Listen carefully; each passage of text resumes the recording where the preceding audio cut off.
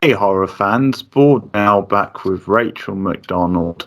On this video we will be talking about Scream 2. Oh, no, sorry. That's just a gag. We're talking about Scream 6, which is technically Scream 2 of the requel slash Yes. reboot, whatever you want to call it. Survivors from Scream 5, the core four, as they like to call themselves, of Mindy, Chad, Sam, and Tara. They've moved on with their lives to New York, but of course, a series of Ghostface killers has followed them. There's once again a mystery. We've got a host of new characters, a host of returning characters. Gail Weathers is once again involved. You've got the return of Kirby, the long-awaited return. We last saw her in Scream 4. Plenty to talk about in this one. We're going to, by the way, do our franchise rankings at the end of this video, so stay tuned for that. Friday the 13th, the Manhattan one, without question. So we'll dive in, but first of all, just some opening impressions. What did you think of Scream 6? You know what? I'm going to throw this back to you. Oh, you're going to ask me. Really want to know what you thought, because as I was sitting there, I had no idea. So, Keith, how do you feel about Scream 6? I like to keep an air of mystery. Yeah. No, I actually quite enjoyed this one. Okay. I think I prefer this one to Scream 5. I had a good time with the kills. Mm-hmm. There was some tense moments in it, and of characters that I enjoyed. I enjoyed the opening to the film. I thought that was very clever. I have complaints. Once again, I think it is a bit overlong and it's a bit overstuffed as well, with maybe a bit too much going on. Once again, I think they went to the nostalgia a bit too heavy. And I think, once again, this has the feel of a little bit too much copy and rinse of, as I hinted in my opening, Scream 2, because they definitely they not only directly reference Scream 2, but I think there is definitely a sense that they're doing that sort of story again, because it's the one where they move to college, Scream movies. Now, it remains to be seen if we get a third part in Hollywood, but so far it does seem to have followed that pattern. So there's definitely things I'm not, complaints that I have. I think when we did our prediction video, we both said then we hope maybe they would really do something a bit different with the New York setting and just with the kind of reveals in this. And after promising maybe to do that a bit, I don't think they did in the end. It does feel by the end that then it's sort of status quo once again. Even though I'll give this movie props because there was plenty of jeopardy in it, and there was definitely characters in danger, and there was plenty of deaths. It's just an overall, by the end of the film, we didn't really lose anybody who was like a massive character. I think there's certain characters that were a little bit bland and a bit disposable. Like, I didn't really think that much to Sam's boyfriend. I thought he was pretty boring, the guy she was seeing from across the way. Yeah. I guess I've said enough without going into spoilers and without talking about particular characters, because there's definitely some characters I think they could have done a better job with, and then others I'm reasonably satisfied with what they did. I would say, just to sum up my thoughts, I think it's a pretty entertaining popcorn slasher. It is how I would sum it up. I had a good time watching it for the most part. There were definitely scenes that dragged, and there's definitely complaints to have. But I think, I do prefer this one to Scream 5 overall. I loved this installment. I thought it was really, really Okay. good, and I had a really fun time watching it. I may like it more than the fifth one, but I have rewatched the fifth one several times since it came out, so I know it a little bit better, and I would want to Yeah. rewatch this one maybe a couple more times before I make my decision there. But I would say for me, it was definitely on par with the fifth one, and I think that it actually did a really good job of taking the established characters and the established dynamics that we got from the fifth movie and building on them in this one. I was actually really impressed with some of the characterization, particularly for Sam and Tara. And even the Meeks twins got a little bit more development, particularly Chad, than they had in the fifth film. So I thought that was really good. I'm curious as to how much nostalgia is too much nostalgia for you, because I thought they really toned it down in this one, especially compared to the fifth movie, which was very much nostalgia based. I thought this one, they managed to cut out a lot of the nostalgia and actually make it feel like it was a more fresh film. I actually felt watching this film a lot like it was taking the franchise in a new direction, and it was starting to build a new vibe and a new feel. And I hate to say this because I will probably get, well, stabbed by many Scream fans for saying this, but part of me is actually kind of glad that Sydney didn't come back, because I think the movie actually works really well without her. And I wonder if she'd come back, if it would have been different and maybe move the story backwards a little bit. So I actually thought not having Nev has actually made the script stronger and made it so that we can focus on these new characters, because franchises have to evolve, they have to move on, and eventually you have to move on from Sydney Prescott. And as they say in the film, she deserves to have her happy ending, which I have said many times. Yeah. So yeah, I actually didn't mind Sydney not being there. I think that the fifth film did enough of a good job bridging the path from the old characters to the new characters that it actually didn't feel that jarring not having her there. I will say I was a little bit disappointed that they didn't utilize New York City more. I really thought that the setting was going to be a bit bigger, and it did a little bit make it feel a bit bigger and a bit more expansive. The fact that we actually saw Ghostface take collateral damage, which he doesn't always. The subway scene I thought was quite good, and the bodega scene I thought was actually quite intense as well. But I remember just thinking, like, for such a big city, it still felt a bit more contained. Not as much. I do think it was definitely expanding a bit. But yeah, I that was just a little bit of a disappointment for me, because as we talked about when we talked about our theory video, I theorized a lot that the setting was going to affect the story, and it just didn't, as much as I was expecting it to. I loved Kirby. Kirby coming back was, oh, I loved it. I thought that was fantastic. And I think she did what we theorized. I think she kind of started to fill the role that Sydney would have filled in the previous film, that hardened legacy character. They acknowledge that she and Sam actually do know each other, because Sam was a freshman when she was a senior. So you get a few little ties here and there. So overall, I actually really like this film. Like you, I was very surprised that everyone made it out alive. But I wonder if they did that to get us ready for a really big showdown for the final film, like if they gave us this film to really become attached to these characters and attached to this dynamic, so that when the big final showdown comes to be, then maybe it'll have like more of an emotional impact. And it could also be seen as a little bit of a subversion, maybe we're starting to let characters survive horror films because they're getting smarter, they're getting savvier, I don't know, like it could be a little commentary on that. It could be a little subversion, or it could be the fact that for the first three movies, we had Dewey, Gale, and Sydney, who always survived. Maybe now we've got this new core four, and they're like the new survivor team. So it could also be that as to why everyone survived. Yeah. Well, there's a little bit of that. Like, I think it was just watching the film, it was a bit of a letdown, because I kind of saw it coming. Like, the way the film was structured, I think it just telegraphed a bit than they were going to. And again, I think this just goes to the sort of franchise Screen is. Like, because I noticed one thing they did with Chad at the end is they almost gave him the Dewey stretcher moment. So it's almost like that's going to become a recurring sort of gag now, probably, in the film. Yeah. So I think that's partly what they're doing, but it just made it a bit jarring watching the film, because I just predicted that he was going to be all right after all.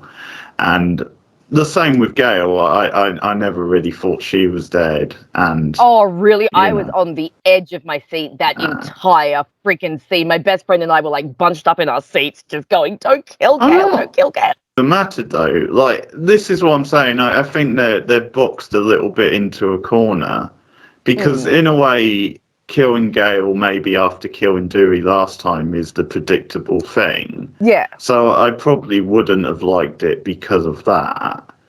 But then on the other hand, it seems like because she's a big enough name, then like just having her survive after all.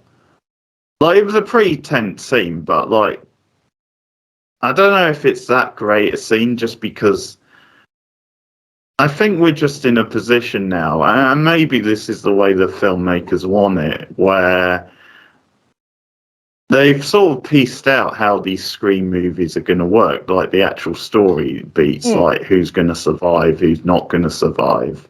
Yeah. And maybe that's just modern media, like maybe it's just hard to be generally surprised anymore. Because that's definitely one thing I would say about the film is I think it could have done with more surprises, or it could have done with, and I just wonder if maybe the Scream franchise is that sort of franchise where they don't want to surprise you anymore. They just want to continue the joke in a way and continue like the familiar beats. Like for me personally, I never felt Gale was in that much jeopardy. Well, see, I did. I really thought they were maybe going to kill her off. See, I think the fact that they killed Dewey in the 5th movie opened the gate to make the stakes really high. And so because they killed Dewey in Scream 5, for me, that was like all bets are off in this one. That's why I was genuinely afraid that they were going to kill Gale. And I mean, he came so close. That scene for me was so on the edge of my seat because, and they keep you guessing right up until the last minute as to whether or not she's still alive. And then you get that little throwaway line, "Oh, we have a faint pulse." And I remember my best friend and I were just like, "Oh, thank God. Oh, they didn't kill Gale." And for me, again, for me personally in this film, the surprise was the fact that everyone survived. So for me, because I was expecting after Scream 5, I thought they'd go for a bloodbath. So the fact that they didn't was almost a subversion for me.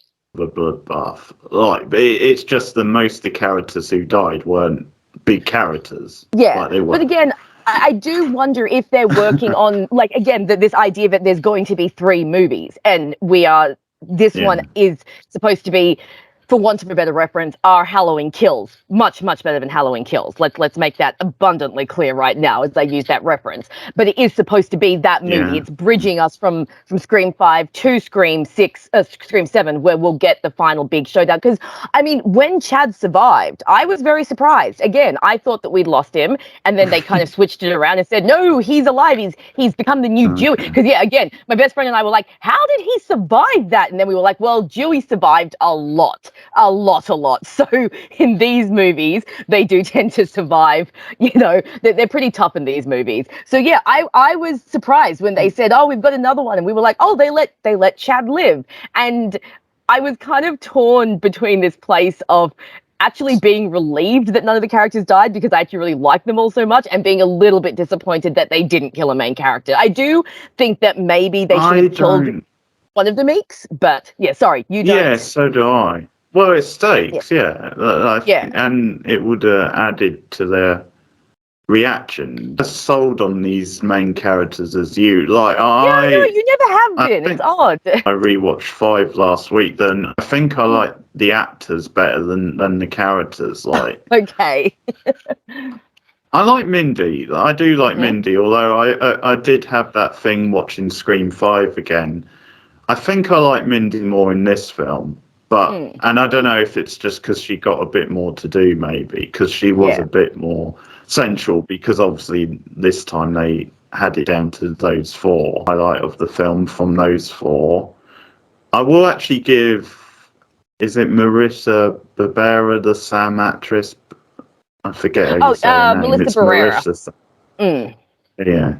I will actually give her some credits this time because I did think her performance was better, and I got more into Sam this time.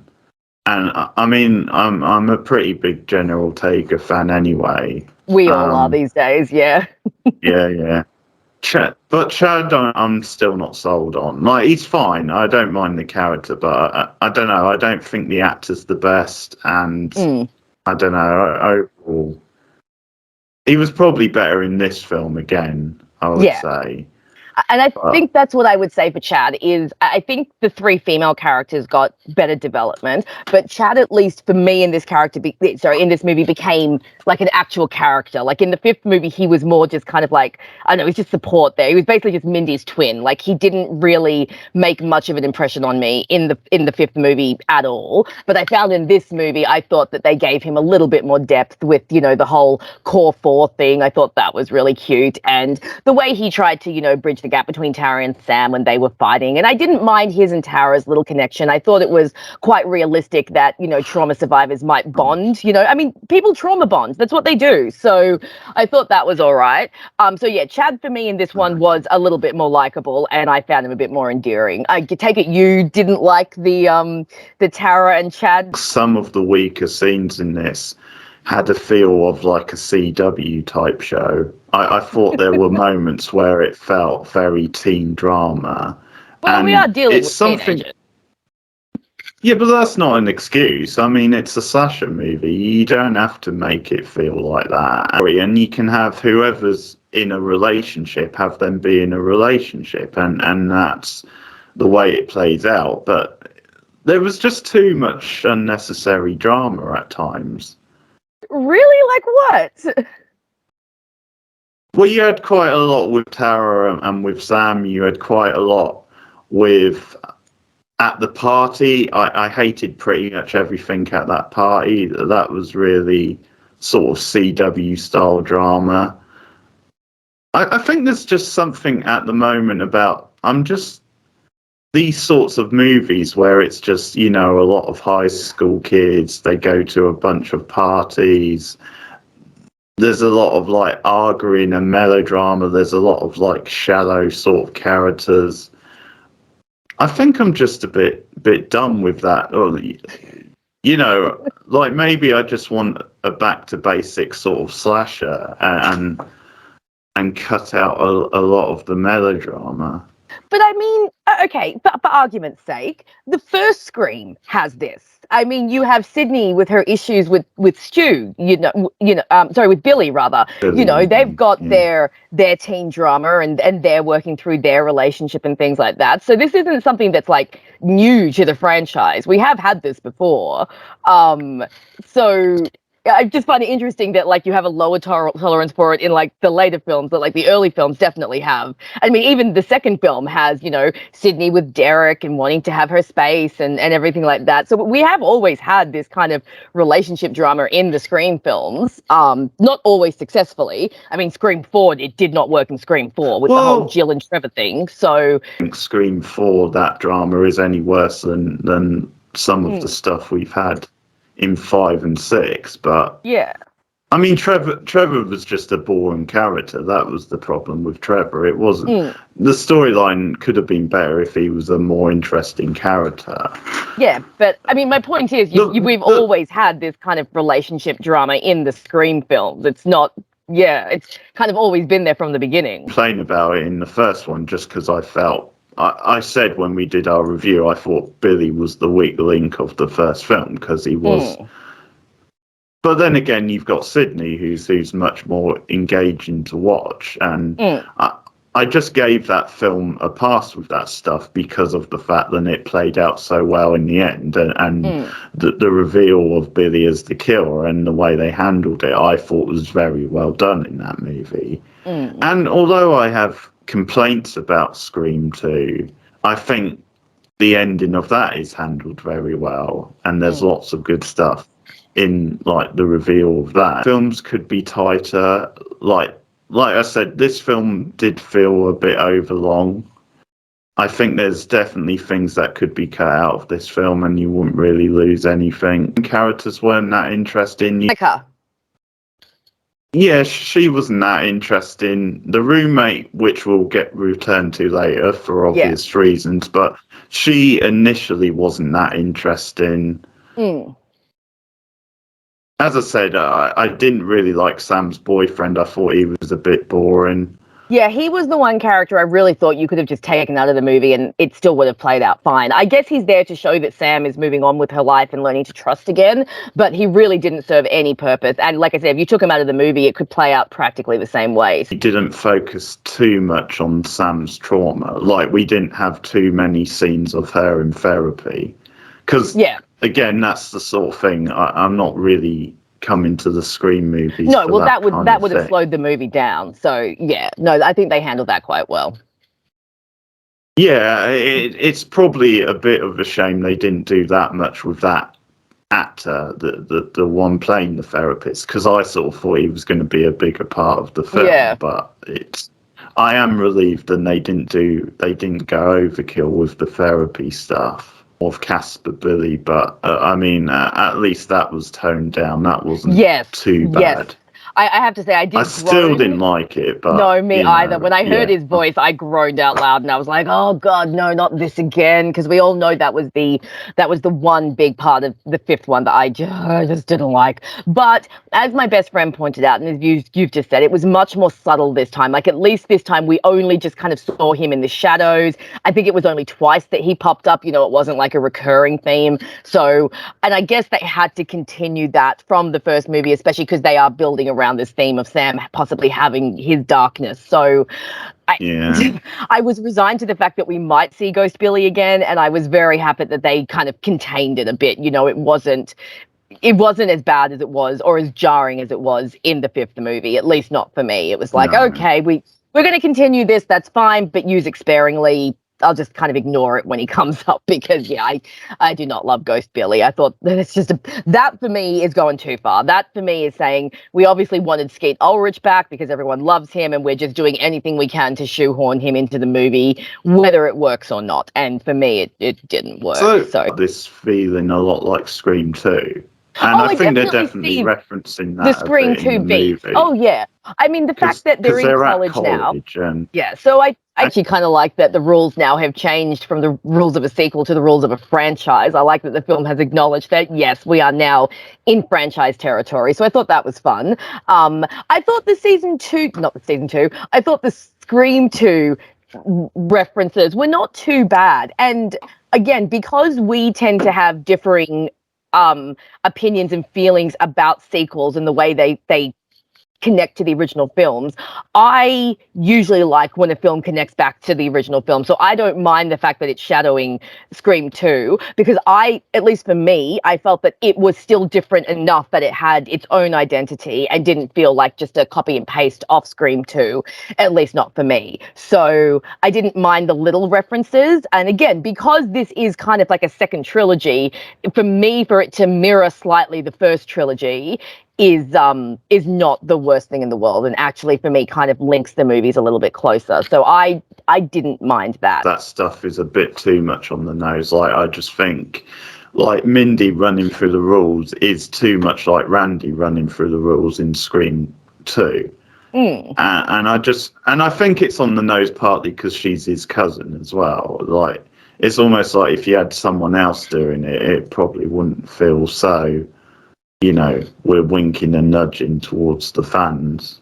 But again, we have the rules in every movie, so this isn't something new. It's not something that they're just copying directly from Scream 2. We have the rules in Scream, we have them in Scream 2, we have them in Scream 3. Well, it's just in that scene felt a lot like the Randy.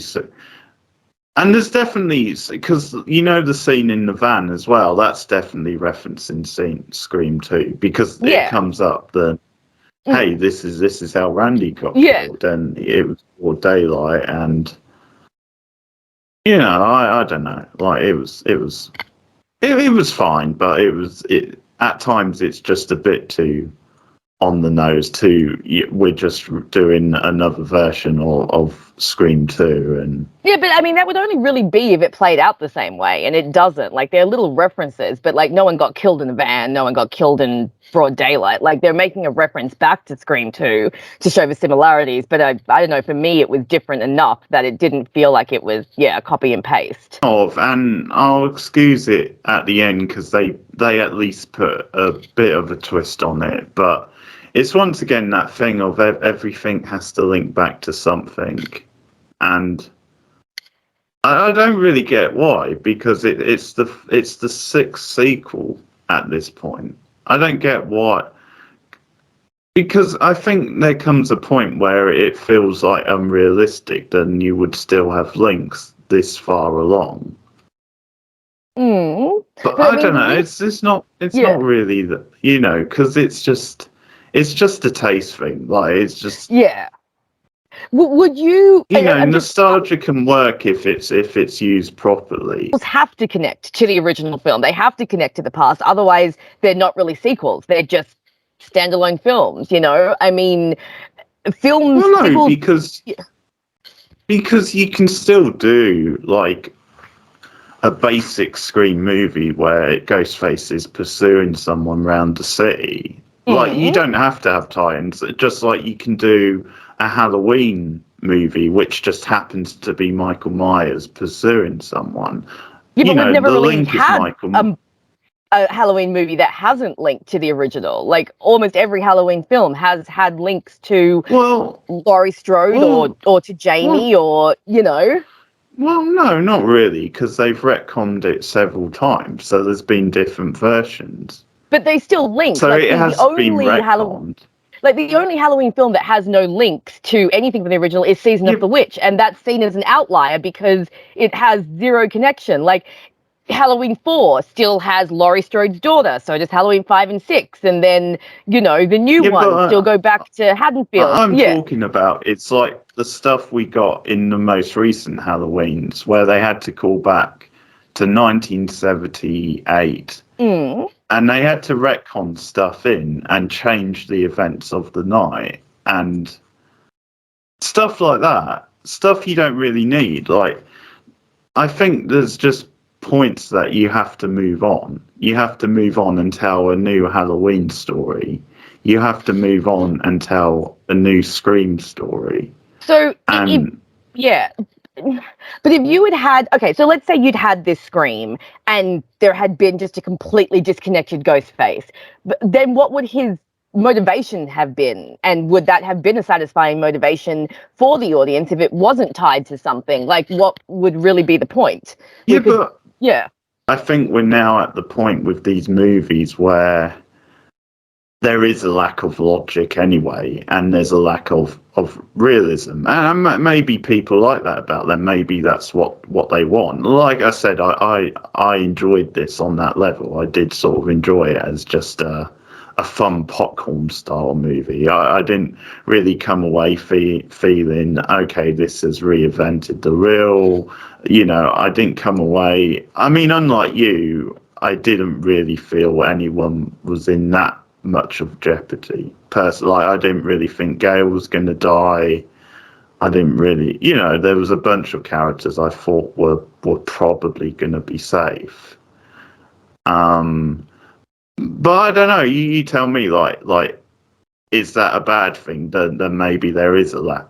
Like, are you just coming to this to have a good time and for it to just do the familiar beats and that's it? Maybe you don't want anything else. Well, what's interesting is I don't know, I feel like we've watched slightly different films, because I came home and actually wrote a 3-page essay about how I feel this film is actually moving the franchise forward. I'm going to be recording it later today, and I talk about how, for me, I actually felt like it was different enough, and there was enough of a difference and enough of a setting change that I did feel like this film is moving Scream out of its familiar territory and starting to move it into a slightly darker territory, into a slightly different territory. The film is reshaping itself around the Carpenter sisters as opposed to around Sidney Prescott, and we're following them instead. So, for me, I think, and again, it does come down to taste, and it does come down to our personal preferences. And we have talked about this in previous reviews, and that is the fact that I personally like nostalgia and don't mind when movies link to previous movies, because for me, that works to keep the films very connected and feel like a franchise. I feel like sometimes if they go too far out of what there originally was, then it doesn't necessarily feel like it still belongs to the same franchise. So yeah, I felt that this film started to move things in a new direction and in a different direction, and that the film actually had a different feel for me than the previous films did, especially given the different setting and the bigger setting. And yeah, I actually turned to my best friend like almost towards the end of the movie, and I'm like, I am so stressed right now. I have to go home and have a Valium after this because I was so on the edge of my seat. And I think again, it was because I was coming from the space of Scream 5 killing off Dewey. That for me opened up the gate for this film to have really high stakes. And even though we didn't end up losing anyone major, I don't know. I was on the edge of my seat. I honestly didn't know who was going to survive and who was going to die. It kept me guessing. Playing with the internet and, just because if you start listening to people making their predictions, theories, all that, I don't know if that sort of culture is just killing this stuff, because I just felt like as a result there was no major surprises with this film. And maybe there doesn't have to be, it's all right to have that with some films, but like I think just because of that, you just get a certain narrative in your head. Like, so I never really felt that Gale was going to die. That is, and I just, as I said, it just seemed a bit telegraphed, and they were going to then Chad was going to be okay. Oh, okay. And it might, yeah. No, that final stabbing was so brutal. I really thought he was dead. And I was also convinced they were going to kill off one of the mixed twins, because I thought, well, the Carpenter girls can't die. But I do think you bring up an interesting point about internet culture and theories and stuff, because I determinedly avoided any of those videos going into Scream. Like, I didn't watch because I follow a bunch of YouTubers who do who basically, this is what they do. They do all the predictions. And I said, no, not this time. I want to go in there with a completely clear mind. So I do think sometimes, these theories and stuff, when you get really into them, they make you start to think about the movie too much. So when you go to the movie, you're already armed with all of this, like, this could happen and this could happen and this could happen. So then maybe there aren't any surprises because you've already got it in your head. So maybe that sort of culture is, messing things up a little bit. I mean, it can be really fun, but yeah, it can also maybe get too inside your head, because I found that with some TV shows as well. The theories become so thick and so fast that it's like, well, you figured out the ending, so what's the point of watching the TV show anymore? So yeah, I do think sometimes those sorts of movies should be avoided. But why don't we talk a little bit about, like, maybe some of the kills and see how we go and how we went with those. What did you think of, like, the kills and the violence of this film? Because a lot of people have been talking about how it's a lot more intense. Did you enjoy, like, the kills and the amped up violence? Or no, I did like that. I think that was some of the best stuff. Like, I think this film has set sort of a new standard. Like, I think, because I thought with 5 that stuff was a bit over exaggerated, because I think some people jumped on it with 5 and said, oh, this is now the most graphic fight. And I'm not sure, because when you go back to the original Scream, I think that's very...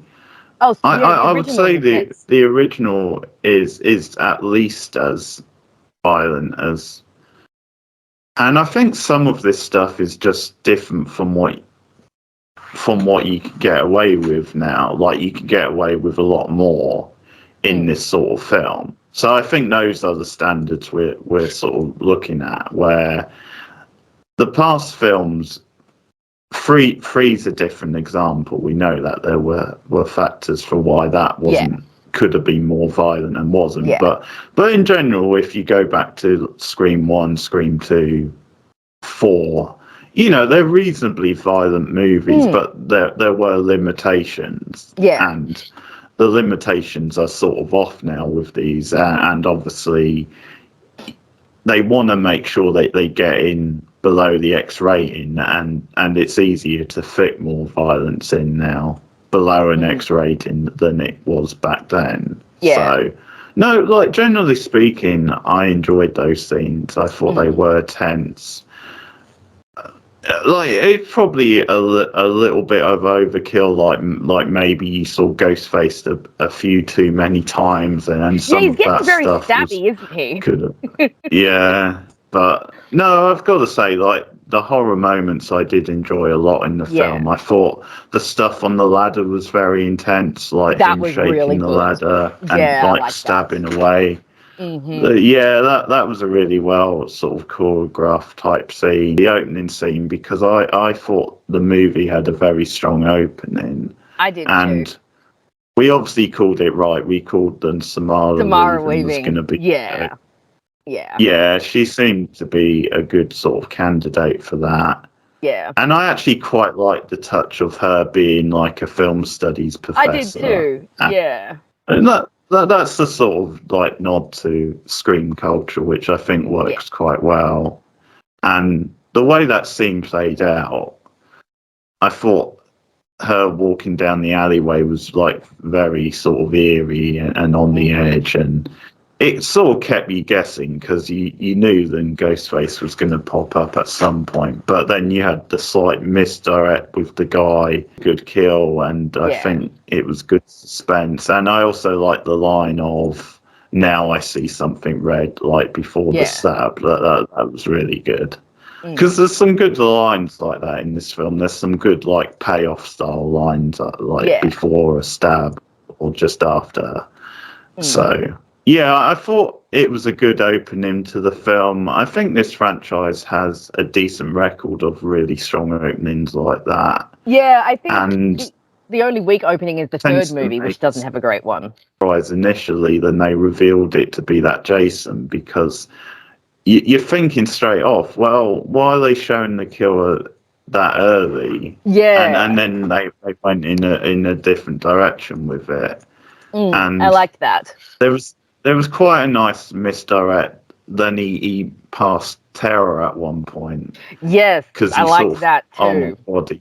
And obviously that was his plan. Then he was going to go after Terror and Sam. Again, like you heard the phone ringing, and then the phone picked up, and it turned out it was just the hostess at the restaurant, and she's like, "Could you hold, please?" So I liked that little misdirection. Yeah. I like the fact that they moved it into a public space, because the opening scenes of these movies always take place in a house, or a contained environment, or except number two. Obviously, number two was at the cinema, but again, a slightly more controlled environment. So I like that we took this one out. I like that it didn't start with the typical, what's your favorite scary movie call. So I felt like the opening, they really were doing something a bit different. And then, I was really surprised when Ghostface just whipped his mask off. And I was like, okay. And for a second, I thought maybe our theory of an army of Ghostfaces was right, because I was like, maybe they're showing us this one because he's one of many. But then that's what popped into my mind. Yeah. As well.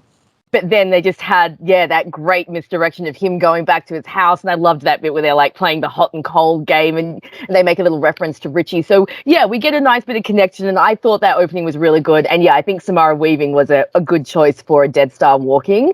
And I did like that they let her keep her Australian accent as well. I noticed that. I was like, oh, she's being Aussie. I thought that was a bit funny, but okay, that's that fair was enough. They was one of her students, or at least Jason was, because that was by the way, Jason, Friday the 13th reference, obviously. Nice. Yeah. And but it's mentioned later that the reason he killed her was because she failed him, or she gave him like a C or something. Yeah. But I wasn't quite sure if it was meant to be her student or No, I'm assuming they were catfishing her. Yeah. Yeah, I wasn't sure if she because she was obviously waiting for a real date. So you're saying the students would have set up a fake profile. They probably catfished her to get her exactly where they wanted her, and then moved in for the kill. Yeah. But I thought that was really good. I also thought a lot of the scenes were very tense. Like you said, the ladder scene, I thought the ladder scene was actually really great, because you had not only the tension of Ghostface trying to get in, but the fact that you're crawling across a tiny rickety ladder between two high-rise buildings. Like, that is So you've got the terror of Ghostface coming to kill you, or you could fall and break your neck. So it's like either way, there's like just danger coming from Yeah. everywhere. So I thought that scene was very good. I also quite liked the subway scene. I thought the subway scene was quite tense, and I thought they played very well with the fact that it was Halloween night and everyone was out in costume, and you're kind of lost in this sea of masks, and the way they kept all seeing like the Ghostface mask and being like, oh shit, is that like, I think it really amped up the paranoia.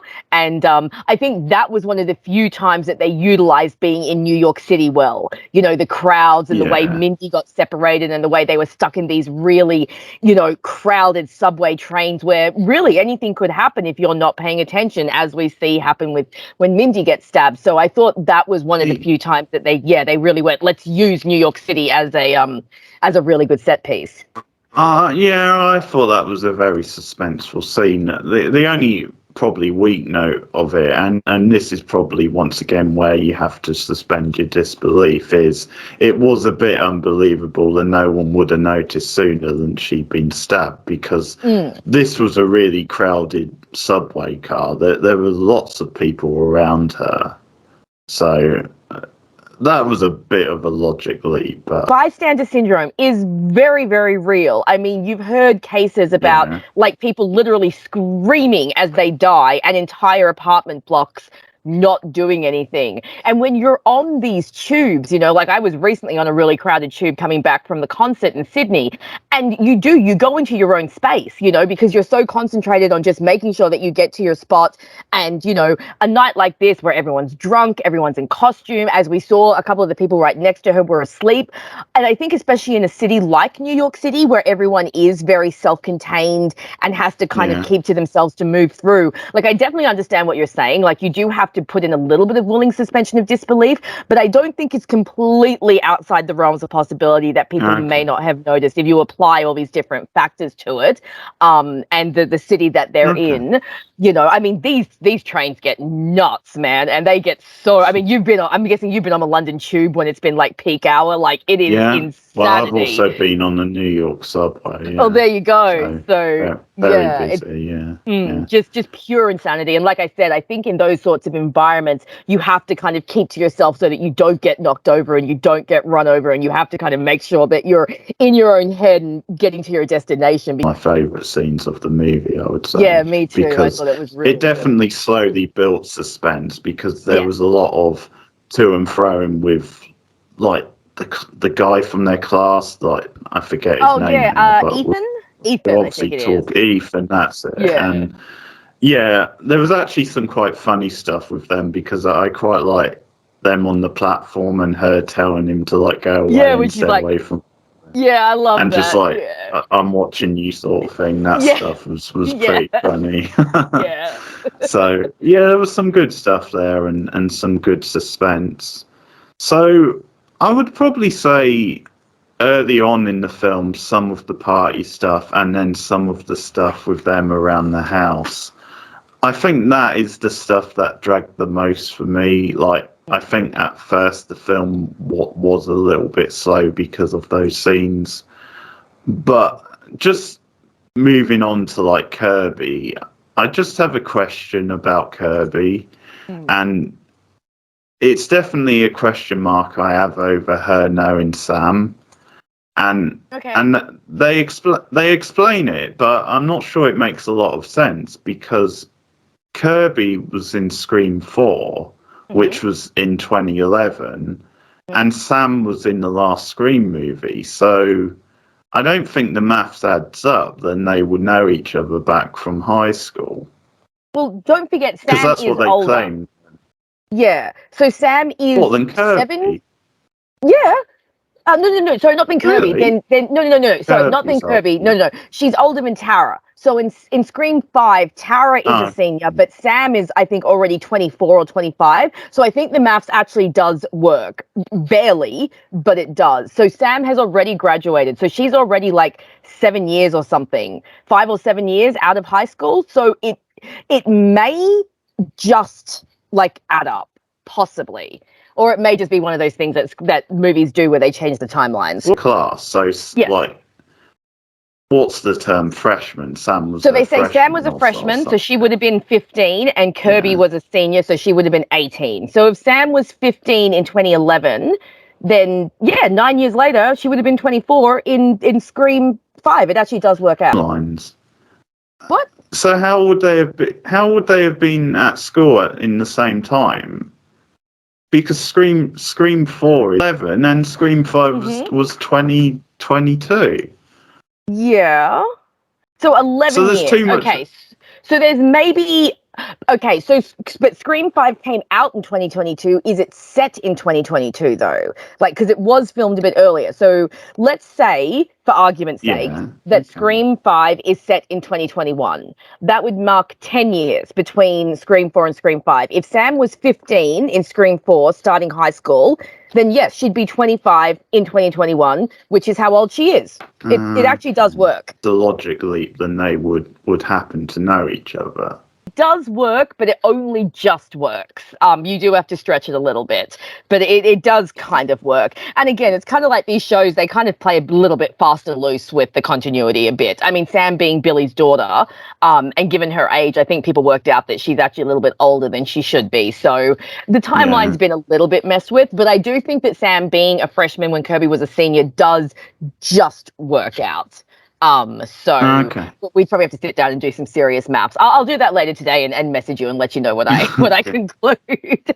Really get the impression then Scream 4 and Scream 5 were meant to be the same timeline. I sort of got the impression that they were quite far apart. No, they're all Yeah, but I have to ask you, did you like, because I loved, did you like the little scene between Kirby and Mindy where they were kind of like testing each other's horror opinions, you know, and they were like, best Nightmare on Elm Street, the first one, best Friday the 13th, and they said different things, Candyman, original. I thought that was a cute little moment and kind of a little shout out to, you know, the horror films in the meta-ness of the movies and the fact that they are both horror fans. I thought that was a cute little shout out, and I like that little interaction. No, that was fun. I like that a lot. Kirby was well used in the movie. I think they did pretty much everything I wanted from her. She was great.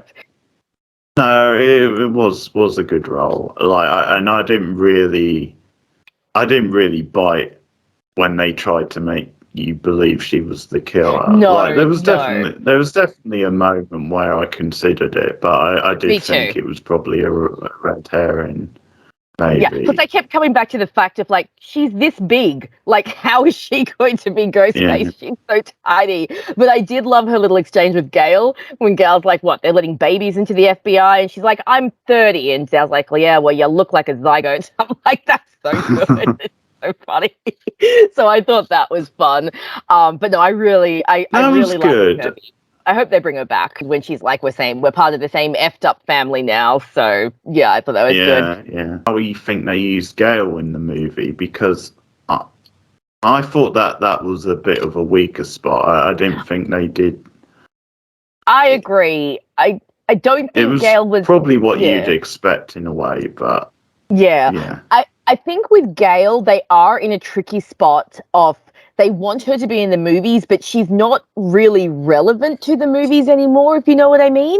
Like, Dewey's gone, Sydney's not here, she's not really reporting in Woodsboro anymore, so it's like it feels like she's there just because she can be there. And while I won't complain about seeing Gail Weathers, it is getting to the point where it's like, okay, well, what are you really going to do with her character now? And I did feel a little bit like they maybe backslid her character a bit, you know, like, it's like Tara points out, at the end of the 5th movie, she was talking about how she won't write a book about this, but then she's gone straight back to like her journalism ways. But I guess maybe that's just showing that is just Gail Weathers, maybe? I don't know. Old habits die hard, mate. Old habits die hard, yeah. Yeah,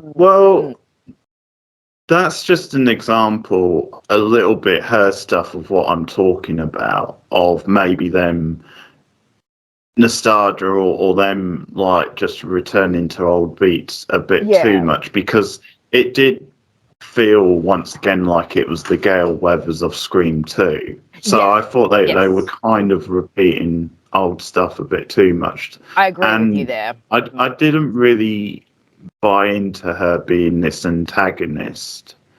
Yeah, because she hasn't filled that role for a little felt while. that she's someone who would definitely be on their side. Yeah. Because you also had a little bit like, and I did enjoy Tara whacking her instead that of was Sam. fun. Like Sam, Because I did like the duck. The duck was fun. That was a nice little shout out to the fact that Gail has learned, like she knows she's going to get punched in the face. So she's kind of on guard for it. So that was fun. But yeah, they just felt like they didn't really know what to do with her. They had Courtney, so they had to put her in the movie because she's Scream royalty, but her role is starting to feel a little bit thin. And yeah, like I said, I thought that the scene in her house was quite tense because I really didn't know whether or not they were going to kill her off. But then she just kind of vanishes from the rest of the movie, and it's like, did you just put her in there just because you had her there? So I'm guessing you felt similarly that she kind of was just there to fill in space. Yeah, it was a bit of a pity. Yeah. Yeah. I think so. Little bit underutilized. What did you think about the Ghostface reveal? Enjoyed a lot of that stuff. I enjoyed Dermot Mulroney's performance a lot. I thought he was hamming it up. I thought he was a great sort of pantomime style villain.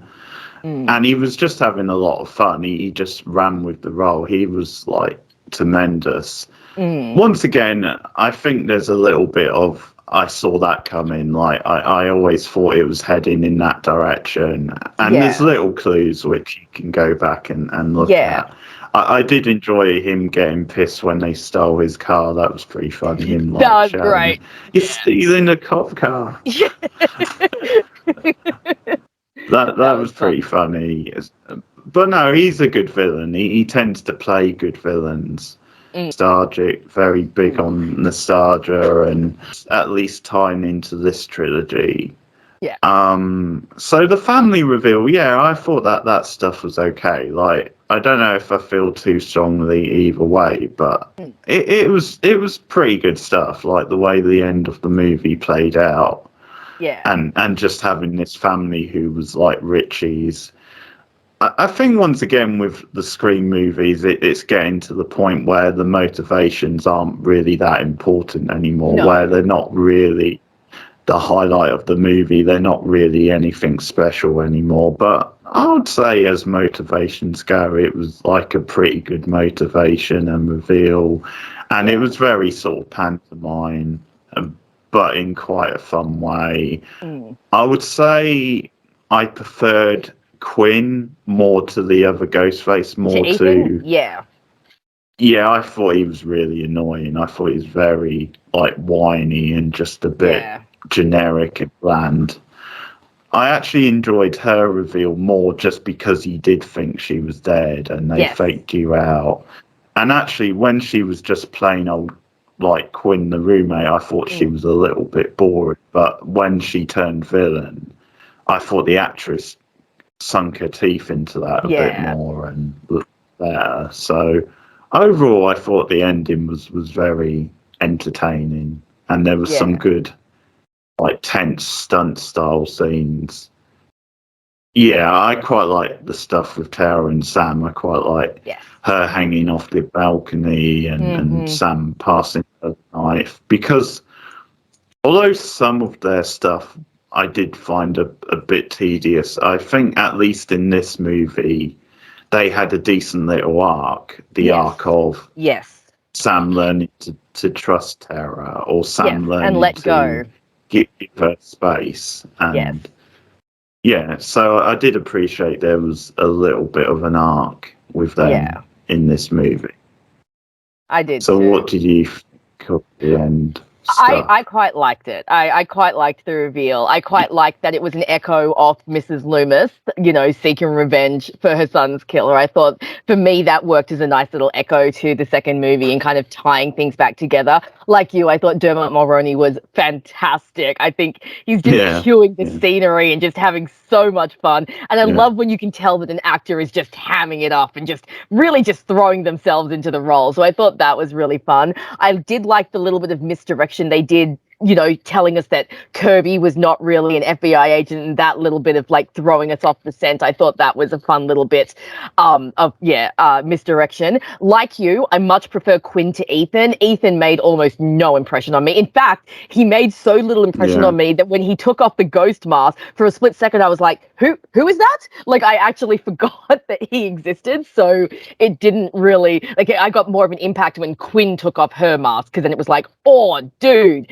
And I kind of liked, like, I know that we weren't right in regards to like an army of ghost faces, but we were a little right in regards to like there was the mastermind who had like the ghost faces doing the grunt work. So, and this is kind of the first movie where we went 3 ghost a faces. million So miles off. yeah, so it kind of amps it up a little bit. You've got the main guy and his lackey. So I thought that was actually really fun. And yeah, I thought the final fight was a lot of fun. Like you said, some really great stunt work. That scene where, Tara is dangling over the balcony is great. Tara's a little badass, isn't she? Stabbing Ethan through the face. Like, girl. Yeah, I was like, that was brutal, girl. yeah. Yeah, that was awesome. And I did like that Sam donned the uniform at the end, like donned the outfit. And I thought that was fun and like a little hint of what might be to come in the third movie. Because obviously we have the hint, next movie. of Sam, feeling this darkness within her and admitting that she kind of liked it when she stabbed Richie at the end of the 5th movie. And, you have a few little moments where she's kind of teetering on the edge. And I think that Tara is very much there to be like her morality pet, to kind of keep her humanity in check.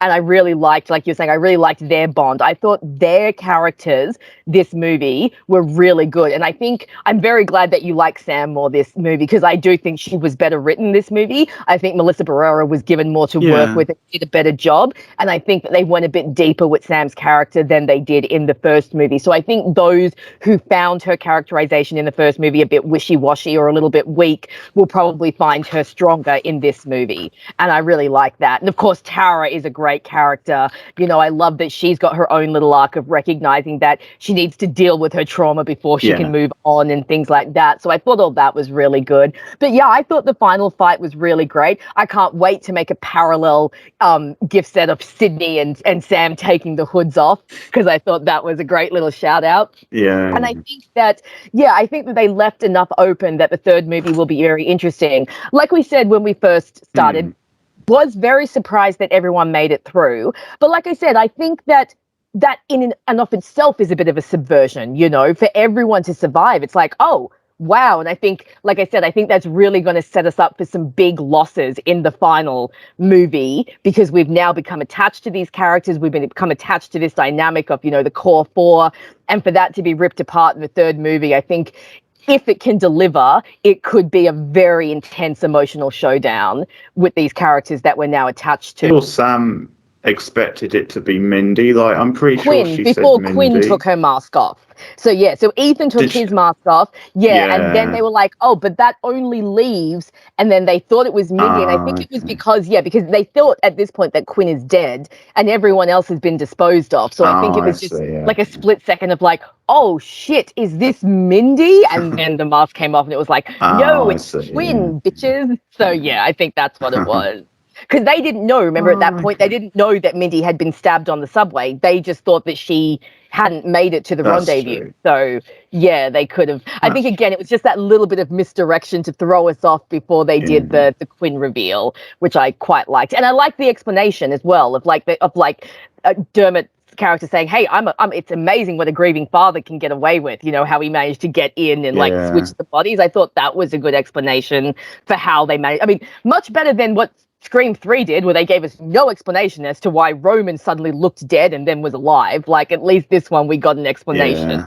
So I thought social commentary with Sam earlier in the film. I mean, like the stuff where everyone the internet and how it takes. She was. Yeah. Yeah, and about everyone thinking she was the killer. I actually thought that was a fun commentary that worked because I think it made Mm, absolute sense because that is 100% what the internet does these days. And, and it kind of, I think, also plays a bit into cancel culture. You find out one thing about a person and then they're persona non grata because of right. this one aspect. So I actually didn't mind that. And I think it worked, especially when you found out what the killer's plans were. I think it worked into that plan very well, because they were Yeah. planning to frame Sam for everything. And so I thought that that was actually quite a bit of a clever thread and definitely helped to set up, Mm. events for the rest of the movie. What about you? Did it work for you? Probably about right. Like, I think at the time maybe it felt a bit forced, but no, I think having explained it, I can see a bit. And I think there's just certain moments that were a bit, because obviously her getting into the fight with the other Mm. student, like the other student approaching her, scenes like that were probably a bit forced, maybe. That was a bit But over the top, definitely. But again, it served a good purpose to show how we manipulate, footage. yeah, When they showed the footage later, all we saw was Sam yeah, retaliating. We didn't that's see, and true. again, that is very, very true to life. You see all these clips on the internet, and then only like much later do you get the full context, and then you're like, oh shit, maybe shouldn't have jumped to conclusions. So I thought that was a fun. I also liked, again, it's another little commentary on the way things move when they talk to Gail about like, oh, you're going to sign the movie rights away to the book, and she's like, it's more about true crime miniseries these days, and I was like, it Yeah, really is. yeah, Yes, that's definitely. quite These good. days, it would get turned into a true crime miniseries, not a movie. So I thought again that was a fun little commentary on the way we've moved forward when it comes to these sorts of things in society. On a bit further with the Mm. army of Ghostface, like maybe actually do Yes. something and Mm. use the New York setting. Yeah. So, like, overall, I think that and the fact they didn't kill off one of the main four is my main sort of disappointment Yeah. of the movie. I get that. But Yeah. yeah, but no, it was a very solid movie. I did have a good time with it, and yeah, I would say I prefer it to Scream 5 Mm. overall. Yeah. So, Yeah, I think I might too, but like I said, I want to watch it a few more times because I have seen Scream 5 several times. So, but I think at the very least, yeah, definitely on no. par. And yeah, I really enjoyed this one. What would you rate it? I think at this point, I'll go with 8.5 out of 10 because I did find there were a few scenes that I wasn't Okay. 100% on. Like I said, Gail definitely underutilized, that they could have used her a bit better. And Ghost Billy, we got to get rid of Ghost Billy. Like he was just a Yeah, bad idea, and I just cannot stand seeing him. But overall, I really enjoyed this still film. I thought it sucks. was really intense. I thought it was really fun. I thought the characterization work was really well. This rating might go up once I rewatch the movie, but for now, I think a Okay. solid 8.5 is good. That's what I'm going with for this one. What about you? All right. Well, no surprise I'm going to go lower because I did have more complaints than you. But yeah, no, it's fairly solid score for me. I'll give it a 6.5. I Okay. think that's roughly where it fits for me, where I was having a good time, but yeah, where there were probably missed opportunities and where there was just certain things that could have been done better than would have made it into a better movie. But it might just be expectations, and this might just be where I land now on Mm. average with Scream. Then it's that sort of franchise where it's roughly, if it gets a 6.5 or a 7, then I'm probably going to be happy. Like, I'm probably Yeah. not really expecting a really great Scream film. We're going to do our franchise rankings. This is the first time we've ranked the Scream franchise on this channel. And just to plug it before we do the rankings for the franchise is we are going to return and do a special rankings of all the Ghostface killers. I'm not sure if we include Dermot Mulroney in that or not because he's technically a mastermind. I guess I technically he would. doesn't I'd still count. count him as a ghost I face. I would. think we should It would be still. a shame Yeah. not to include him Mm. because he Yeah. was a good sport. So I feel like he Yeah. maybe deserves to be included. I So, think so. but that's a separate video we're going to do, and that'll be Mm. quite fun because we've got quite a few to rank now. But Hmm. So I'm going to let Rachel go first on her rankings for the Scream franchise. So do it in reverse order. So your Least least favorite to favorite, most favorite? least Yeah. favorite. Yeah. Cool. So I'll just preface this by saying I genuinely love all 6 Scream movies. As I've talked about in previous videos of ours, this is my favorite horror movie franchise. And I just, yeah. So when I say least favorite, like I mean least favorite, because I find something to love in pretty much in every single film. All right. So coming in at number 6, last at the moment, is Scream 4. I still think Scream 4 is the weakest of the lot. It doesn't balance the new characters and the old characters well. It's filmed really weirdly. It has this weird gloss to it that I just do not like. The cinematography is really odd. I remember every time I watch this film, I feel like the original trio are very much phoning in their performances. I don't know if it was just a lower energy or they didn't gel well with the script, but Sydney in particular has almost nothing to do in this movie. And I didn't really like any of the new characters except for Kirby. And yeah, Jill is a great Ghostface, but she's only great once it's revealed she's Ghostface. Until then, she's kind of a bit of a sad sack of a character. So yeah, Scream 4 definitely comes in last. That being said, still has a great opening. I still do enjoy some of the characters. Kirby's a great character. And like I said, once Jill is revealed, her in all her psychoticness, she's fantastic. So still very much enjoy it, but it's definitely she's really good. Yeah, last. Coming in second last, and Keith will definitely disagree with this placement, is Scream 2, which I have talked about before, does not always work well for me. Yeah. I do really like Scream 2. I think the college campus setting is really interesting. I think some of the supporting characters are fun. I particularly find the sorority girls really hilarious. They add some comedic relief. Mrs. Loomis is a really fun villain. I think she's one of the really fun ghost faces, but I don't love Mickey. And as I've spoken about before, I have read the original script to Scream 2, and I do find it to be tighter and better written than the script we got. But I also know there were a lot of production issues with Scream 2, a lot. So unfortunately, because it had a rush production, it had a rush script, for me, it does tend to fall apart in the third act, and I don't love the climax. So that's why it comes in at number 5. Again, still love it, but just not as much. So coming in at number 4, so right in the middle pretty much, is my beloved Scream 3, which, you know what, people, don't listen to Keith. He doesn't have any taste, doesn't know what he's talking about. Scream 3 is an underrated gem. It's awesome. It has Parker Posey. How you can dislike anything that has Parker Posey is beyond me. And I quite enjoy the comedic tone of the third movie. Obviously, there were real world situations that impacted this filming, and they had to make it more comedic. I understand that it's not for everyone, and I do understand why people do tend to overlook this one. But for me, it just hits certain notes that I absolutely love. Parker Posey is great. I actually think Sydney has despite the fact that she's not in this film much, she actually has quite a strong arc of returning to her trauma and moving on, and her ending is actually quite a strong ending. And there's just some really funny bits in this movie that I just really enjoy. Some great funny lines, and just I think it also, and again, I've talked about this, and this could be completely accidental, but it does make a not very subtle or well handled commentary on Hollywood, which, you know what? Any movie that kind of brings to light the disgustingness of Hollywood is a good thing in my mind. Even if it's accidental and badly handled, at least it's shining a light on what goes down in that town. So that's Scream 3 in at number 4. So coming in at number 3 now is our new film, Scream 6. This might move up because I have only seen it once, but I really thought this was such a solid entry. I loved the new setting. Like I said, I wish they'd done a little bit more with it, but I think they did utilize it very well in a few scenes. I thought the characterization in particular in this movie was really, really strong. And that is one thing that Scream has always done that kind of sets it apart from a lot of slashers, is it's always had really good characters. And it has these characters that you can actually really get attached to. I mean, there's a reason Sidney Prescott has, made it through all of these movies, because we just love her so much.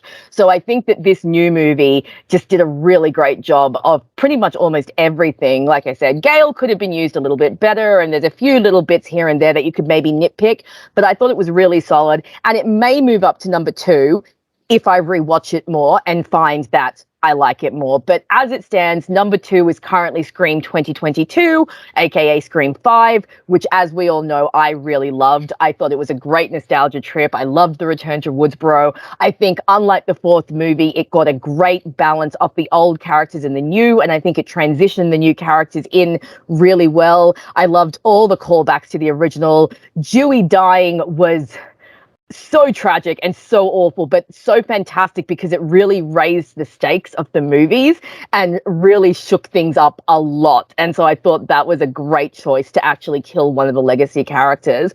And I actually really like Richie as a Ghostface. Amber, not so much, but I thought Richie was a fun character. And again, I like the callback to the first one. I know. When we get to our Ghostface rankings, I much prefer Amber to Richie. Oh, nah, Amber, man. I felt like they wanted to give her the manic quality of Stu, but the actress it just didn't work for me. So, but either way. I quite like that actress. I mean, I like both of them. I like him as an actor. That felt dead to me because it's just them doing the boyfriend the same again, as the first. Yeah. But I kind of like how they made it both really obvious and not obvious that it was Richie. And so that was just really fun. So that's my number 2. And of course, no surprise, number 1 is, of course, the original, which we all know is my favorite horror movie, one of my top 10 favorite movies of all time. We've waxed lyrical about it so many times on this channel, so you don't really need to go into much more except to say that it's a freaking fantastic movie and everyone should see it. So that is my ranking as of now of the Scream franchise. Over to you. 6 is, of course, that piece of trash, Scream 3. No one listens to Keith. He doesn't know. It's absolutely terrible. And the only good thing is I don't have to watch it anymore. There's not really a reason for me ever to watch Scream 3 again. I totally disagree about Sydney in it. I think her scenes are absolutely terrible. I think the soap opera melodramatic stuff with her and her mother, all the calls back to the original movie, are just so cheesy and bad. I hate the reveal of Roman as Ghostface. No, they're terrible. The reveal of Roman as Ghostface is so out the blue and so random, and he's just a whiny little bitch because another doesn't have that much to moan about. He's in his late 20s and he's directing a Hollywood movie. It's like something which, like, some people never get the chance to do, and yet he feels like he's hard done by. He's a little punk. The actor's okay, but no, the storyline I hate. I hate the reveal. Boo. And I hate a lot of the direction in the movie. I hate, there's massive plot holes in it all the way throughout. I think there's some good stuff with Parker Posey. I agree with that, but that's about it. You know, I think it's just a mess of a movie. I think a lot of it is just people screaming for no good reason. And well, look at the title of the movie, Keith. Come on. Who are in a group. And there's only one Ghostface, and yet they're still terrified to confront him. It's a rubbish movie. It's so cheesy it's awesome. and bad. Maybe it's just that you're cheesy and bad. It's just a Hollywood type, satire or whatever is. That stuff, by the time you get to like 2000, that stuff has been done to death anyway. Yeah, that wasn't anything new. And I also hate the Jay and Silent Bob cameos. Oh, come on. I love that. No, that's rubbish. Great. Oh. Or pastiche of Hollywood. You don't actually have to have actual actors making, cameos like, flashes. You don't have to. My number, where are we? My number 5. 5. I'm confusing myself. Yeah. Oh, okay. Is wow, you're going to rank that below Scream 4. That's crazy to me. Yeah, no, I think 5 is. No way. I think this has been confirmed in my mind in the last week or so when I rewatched it, and yeah, I just didn't find the characters that entertaining, and I thought a lot of the references and gags were pretty weak. And yeah, I think it is that thing of I didn't like the new characters as much as you. I thought they were pretty weak overall. Sam's a weak final girl. She's obviously better in Scream 6, but I definitely had problems accepting her as a final girl. Ghost Billy's really bad. Oh, yeah, he is. And I think overall it was just doing too much of a beat for beat rerun of Scream 1, where I wanted them to actually do something a bit different and a bit, actually do something outside of the box. And another thing I'll add to this, and the reason why I think it's weaker than Scream 4, is because Scream 4 beat it to the punch. As in, Scream 4 was already doing those gags before Scream 5. So I think there's a little bit of Scream 5 just repeating the same gags, except just updating it for the time, just using films like The Babadook instead of whatever they were referencing in Scream 4. So there's a little bit of, and I know it can't be helped because Scream 4 came first, but I'm just saying the humour and the commentary in Scream 5 didn't feel that different to what they were doing in Scream 4. That they were already talking about reboots and legacy sequels in Scream 4. Or it's just so meh.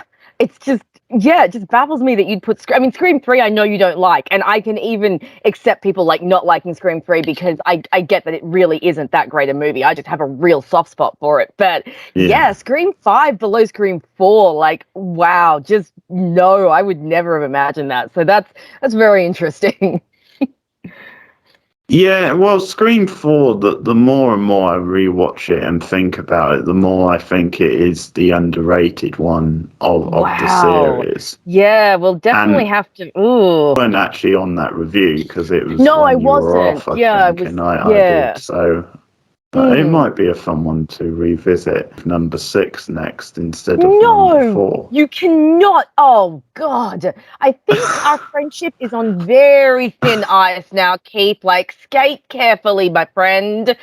Tread carefully. How? How could you put Scream 4 above this new one? Like, just no. So I've already done the reviews of 6, so I'm not going to, because I've done the review, so I actually quite enjoy it. But so part of it is because I've only just seen Scream 6, so it's the first time viewing. So that's part of it. I need a bit of time with it. I think it could go above 4 over time, but at the moment, I've seen 4 a few times, and I actually quite enjoy it. I think it has one of the best openings to the franchise. I think that's a very sharp twist on the whole stab thing. I think the opening to Scream 4 might be my second favourite opening of any Scream movie. Alison Brie's character was good. I actually did enjoy her character, so that's another character I liked. And I just feel I actually disagree with you on how they used the legacy characters. I actually liked how they used the legacy characters in Scream 4. Yeah. I thought outside of the first couple of movies, it was one of Sydney's strongest movies. She doesn't do anything in Scream 4. She like literally is such a non-character. Well, she protects her cousin, and but I mean, no, she protects her cousin, and she's definitely used more than in Scream 3 or in like Scream 5. I mean, not that it's a problem because I understand they're transitioning to a new cast in Scream 5, so that wasn't really a problem in that movie, but I would say Gail's very good in it. I thought she was very entertaining. I like Dewey, and I like the inclusion of Judy Hicks. I thought she was a good character. No, Judy Don't you like drives Judy Hicks? Not in Scream 4. I don't mind her in Scream 5, but in Scream 4, it's The like, lemon girl, squares were the great. lemon squares, the way she's always panting around Dewey when she knows he's married. Like when she's all like, oh, it's not cheating on your wife to eat one of my lemon squares. It's like, shut up, Judy. Go arrest someone. She's right. She's right. Though Gail Gail has a fun right. line with regards to that. I do love when she goes up to Judy and she's just like, by the way, your lemon squares taste like ass. I'm like, yes, go Gail. I quite like the core group in that movie of Kirby, Jill, well, and the other girl. The other girl doesn't last too long. But I quite like them as a trio though, from what we got of them. Because I can understand your point about Jill, but I still thought she was good to watch, and I definitely loved the reveal of her. Stuff in the house was very, very well done, very good stuff, and it definitely has its weak spots. That's why it's not any higher than this. You know, like the whole internet stuff, and the sort of like filming the festival from a headset. I don't know where that came from. Really. Yeah, that was odd. That was really weird use of technology. Yeah. So I'm gonna probably rate it roughly the same as 6, but I think over time. Yeah, because just a little bit. I think over time, 6 could go higher, but I think overall, I just feel 4 is a little bit tighter as a film, a little bit more satisfying, and it's just a bit more clean cut. Like, it's not overly complicated, but it adds to mythology of Scream quite well. So, because I did see someone that I follow on YouTube point out, and I think they're right, although the 6th film now kind of cancelled this out because Kirby comes back, but if you took the 4th film out of the franchise, it really wouldn't make any difference. Like, nothing happens in that is such a game changer that you couldn't, like, literally, if you take that out of the franchise, almost nothing changes. Whereas if you took any of the other films out, whole things would change. So, yeah, I find it really interesting that you like Scream 4 so much, because for me, it is really quite a dud in the franchise. They chickened out a little bit on what would have been a more interesting ending, like just the fact that they resolved. Yeah, I thought in a way they had the perfect like satire moment, a bit undercut. Then they had the final battle in the hospital. The way they did, I think they could have ended the movie with Jill on the stretcher, sort of thing. Yeah, Scream 4, and obviously I don't think this now in retrospect to see Scream 5 coming out. But I remember when I first saw Scream 4, thinking it would have actually been more effective if she killed Sydney and the final shot was of her on the stretcher getting the adoration, because I remember thinking then that could have led into a sequel where an actual Ghostface starts coming after Jill saying, well, you wanted to be the final girl, this is what it means to be the final girl. And I thought that could have been a really cool opening to the rest of the series. So I remember the first time I saw it, I was actually a little bit disappointed that Sydney didn't die. Like I said, now obviously with Scream 5 having come out, I don't feel that way anymore. But I do think at the time it was a bit of a missed opportunity. And like you said, it would have really leaned into that satire of, wanting to become the final girl and have the fame and have the adoration. And it could have opened a really interesting story thread for like a sequel of Jill, it actually coming true. Well, you wanted to be the final girl, this is what you get. So yeah, I agree that was a bit of a missed opportunity. Jill is one of my favourite Ghostface because me too. I do like the motivation in the movie. I think it's one of the better motivations. Yeah, I agree. I think obviously Emma Roberts, really, really good actress, I think. But yeah, and they still did it a little bit, because I remember at the very end you got the stuff outside the hospital, and they were talking in the press about her. And her being the survivor. But yeah, it's just it felt like they could have went a bit further with it, and like you said, maybe have Sydney die, or at least left it in doubt over whether she survived. Left it open. Not confirmed it. My number 2 is obviously Scream 2. I still think it is the best sequel. I think the commentary on sequels is very well done. Once again, I like it because it sticks to taking itself quite seriously as a horror movie. I think there's some good horror scenes in it. The car scene is very tense. Mm-hmm. Casey's death scene, Cece, isn't it? Cece, Sarah Michelle Gellar. Yeah. I think her death is entertaining. Yes. I actually really like the opening at the movie theatre. Like, I quite enjoy the drama of that scene, and a lot of good commentary with that to do with like the fame stuff and the slasher stuff, and some fun little gags like the Sandra Bullock stuff is pretty funny as well. And overall I like it. There's definitely weaker moments, like Derek is a terrible character, a terrible boyfriend, a terrible singer. That's stupid. Yeah. Well, that's the thing. He can't even sing. So not only is it a rubbish scene, but he doesn't really have the voice to back it up. No. Definitely weaker moments with where they could have rearranged the script and made it a bit tighter, a bit more satisfying.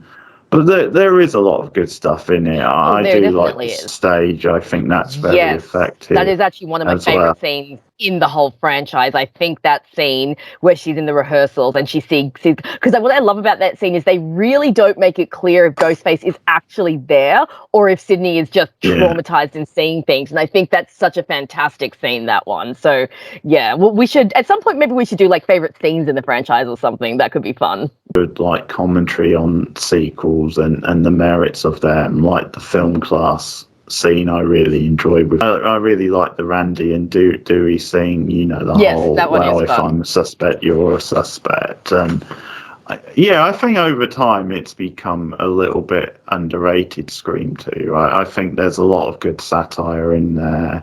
And I think it's just at a point in the franchise where it hadn't become so much overkill, where it was like a nice sort of sequel which was commenting on, I think, the fact that it was a sequel and sort of talking about sequels, and I also enjoyed the stab stuff in that. I like that they cast Tori Spell in the movie, having referenced that in the first film, and the same with she's a good sport. The Scream script, and she read through it and saw that little Tori Spelling reference, and they said to her, if we make a sequel, will you come and play this? And she said yes, absolutely. So she actually knew from the first movie that if they made the sequel, they would bring her in. So I thought she was a really good sport for that. Like the ending, I do. I think I partly like it because it's set on that stage, and I think the way they use the stage is really effective. Like, it's a good physical ending to the movie. Laurie Metcalf is fantastic. Like, I really like that reveal. I really like her performance. I agree that Mickey is more underwhelming, and like, someone refers to him at one point as the Tarantino film student, and you can kind of see maybe why he would be the killer. But at the same time, I think once he is revealed, the actor kind of pulls it off quite well. Like, because I do think he actually excels playing villains quite a lot. Timothy Olyphant, he's not bad once the reveal comes. It's just, well, obviously Mickey being the killer came about because of the script changes and the script rewrite. So it was something that was hurried into the production. And I think one of my biggest issues is that because of that rewrite, they kind of forgot about Mickey. He kind of disappears halfway through the movie. So by the time he pops back up, it's like you've almost kind of forgotten about him. So I think the reveal doesn't work as well. Whereas the reveal of Mrs. Loomis, obviously, because we've had Debbie Salt the whole movie, is a much better reveal. But again, I do know that's down to the fact that the production was troubled and they did have to rewrite the script. So I can forgive that just a little bit, because obviously unforeseen circumstances forced, this kind of ending. Yeah. So I think probably the Mickey stuff probably just feels a bit too much like it's sort of the version of it being Stu in the first movie. Like, Yeah, he feels like the Stu of this movie. Yes, I mean, yes, a bit definitely. toned down. He's obviously not as, over the top and mad. Generally like the Laurie Metcalf stuff, because once again, that feels like it's a reference to something like Friday the 13th with the mother in that being the killer. So that quite works. That works quite well for the commentary. Just on Scream 2, because I guess he was the main suspect, but would you have liked it more if Cotton was the Ghostface, like the other main one? I mean, maybe, but Cotton also felt like a very much a red herring. So I think if he'd turned out to be Ghostface. That being said, the original script does actually end with Sydney and Cotton having a physical knife fight. So he's not actually the bad guy, but it does end with them fighting. So it does kind of tip him a little bit towards that. I personally would have preferred the original script. Like to read that. Yeah, no, the ending, it actually ends with the two of them stabbing each other, and then the camera just kind of fades out, and you don't know whether they're alive or dead. It was a very interesting ending. But I think I would have preferred the original script of Derek and Hallie being the ghost face who are working with Mrs. Loomis, because I think that would have made Derek and Hallie more interesting characters than they actually are in the movie. Because once they changed them from killers to just supporting characters, it was like they were left with nothing to do. Like we talk about with Derek, he's literally just there to adore Sydney, and that's it. And Hallie just doesn't have the same chemistry with Sydney that Tatum did. So for me, it doesn't really work as much as a... One of the best lines of the movie, speaking of Cotton, is this gives a whole new meaning to reporting from the deaths. That he says to go. That's really... that's a good one. That's good stuff. But overall, I think it's a strong sequel, and I think it is a little bit of a gold standard for how you do a Scream sequel, or maybe a Screequel. I almost invented a new... Love it. Very good. The original movie, no surprises, that's going to be number one. I think it's pretty much flawless. I definitely got even more appreciation for it when we discussed it on the show, because I think some of your insights of how they did various things gave me a good, even more appreciation to how well thought out it was. Oh, cool. It is still, just as a piece of storytelling, like the best written Scream movie. It's like everything's pretty much perfect. Even down to the detail of the reason then the Fonz has to die in the middle of the movie, because it means that later on they go to like string him down. It's just details like that where there is no real waste in motion. No. With Drew Barrymore, then she was in the promotion. They made it look like she was going to be the star of the movie. That was fantastic. And that obviously has now set a trend, with other Scream movies. So that opening scene is still one of the most scary scenes in the whole franchise. Tatum is a really great best friend, like feisty and likable original characters with Randy and Stu, and a really great reveal at the end, and how they reveal it. It's not what the reveal is, it's how you reveal it and the actual detail. And they did a great job with Billy at the end of that movie. Like, much more satisfying to me once you found out he was the killer. And just the insanity of those two characters at the end, the way they're stabbing each other, the way they're going nuts around that house trying to find Sydney. The garage door death as well, we've both said is probably the best death of the whole franchise. That's a really good scene, and the way Tatum really fights back as well, and isn't like an easy sort of victim. She really has gives it a good go. She's got one of my favorite references as well. What is this, like I spit on your garage? I always loved Yeah. that one. Yeah. So Yeah, yeah, the that's first really good. movie So will always be in agreement. Just pretty much flawless. fantastic. Yeah. It really is. And just such a great movie. And I mean, there's a reason it's still, it's become a horror classic and it's still held up as like the standard for slasher films even today. And, I think something that's so telling about Scream is it was supposed to kill the genre. It came out, Kevin Williamson wrote the script as a commentary on the stagnancy of the horror genre, and it was supposed to like Yeah. put the final nail in the coffin, and instead it just completely revived the genre, particularly the slasher genre. And I think it really turned the slasher genre around because unfortunately after the 80s there were a lot of brainless slashers that came out. The 80s really took the slasher genre and ran with it, so we got to the point where it was like becoming so inundated. It's like Sydney says, they're all the same. Some big-breasted girl who can't act, who's always running up the stairs when she should be going out the front door. It's insulting. So I love the fact that Scream was able to revive that genre and kind of breathe new life into it. And yeah, the fact that it's still so talked about today is such a mark for what a big phenomenon it was in pop culture when it came out and within the horror genre. Craven, just such a genius and just such a Yeah. fantastic director, and that movie I think is honestly one of his best. So Our review of Scream 6 and our rankings for the franchise, which is something we may come back to at another point. We may obviously change our rankings.